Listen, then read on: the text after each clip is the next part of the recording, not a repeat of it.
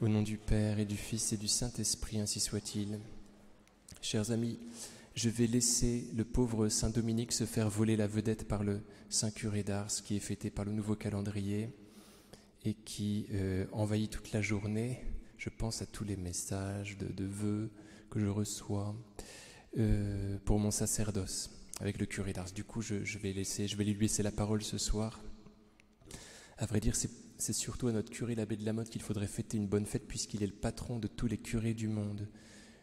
Il paraît que le Saint-Siège avait voulu le faire le patron de tous les prêtres du monde, mais eu égard à certaines paroles du curé d'Ars terribles, vous voyez comme celle-ci par exemple, pour un prêtre mourir de fatigue, ce ne serait pas un mal, eh bien le Saint-Siège a battu en retraite et s'est dit non, il vaut peut-être mieux pas qu'on le donne en exemple à tous les prêtres du monde, même si bien sûr ça nous ne fait pas de mal.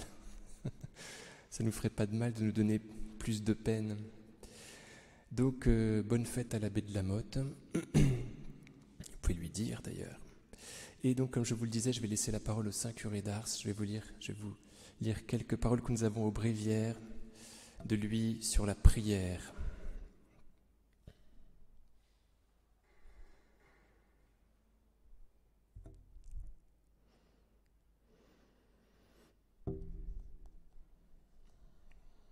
Voyez mes enfants, le trésor d'un chrétien n'est pas sur la terre, il est dans le ciel. Eh bien, notre pensée doit aller où est notre cœur, notre trésor. L'homme a une belle fonction, celle de prier et d'aimer. Vous priez, vous aimez, voilà le bonheur de l'homme sur la terre. La prière n'est autre chose qu'une union avec Dieu. Quand on a le cœur pur et uni à Dieu, on sent en soi un baume, une douceur qui enivre, une lumière qui éblouit. Dans cette union intime, Dieu et l'âme sont comme deux morceaux de cire fondus ensemble.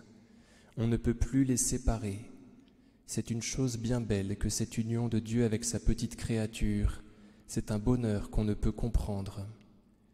Nous avions mérité de ne pas prier, mais Dieu, dans sa bonté, nous a permis de lui parler. Notre prière est un encens qu'il reçoit avec un extrême plaisir. Mes enfants, vous avez un petit cœur, mais la prière l'élargit et le rend capable d'aimer Dieu. La prière est un avant-goût du ciel, un écoulement du paradis. Elle ne nous laisse jamais sans douceur. C'est un miel qui descend dans l'âme et adoucit tout.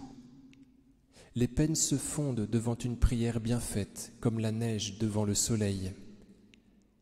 La prière fait passer le temps avec une grande rapidité et si agréablement qu'on ne s'aperçoit pas de sa durée. Tenez, quand je courais la Bresse, dans le temps que les pauvres curés étaient presque tous malades, je priais le bon Dieu le long du chemin. Je vous assure que le temps ne me durait pas. On en voit qui se perdent dans la prière comme le poisson dans l'eau, parce qu'ils sont tout au bon Dieu. Dans leur cœur, il n'y a pas d'entre-deux. Oh, que j'aime ces âmes généreuses. Saint François d'Assise et Sainte Colette voyaient notre Seigneur et lui parlaient comme nous nous parlions. Tandis que nous, que de fois nous venons à l'Église sans savoir ce que nous venons faire et ce que nous voulons demander. Et pourtant, quand on va chez quelqu'un, on sait bien pourquoi on y va.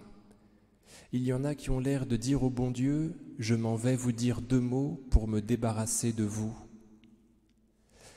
Je pense souvent que lorsque nous venons adorer notre Seigneur, nous obtiendrions tout ce que nous voudrions si nous le lui demandions avec une foi bien vive et un cœur bien pur. Au nom du Père et du Fils et du Saint-Esprit, ainsi soit-il.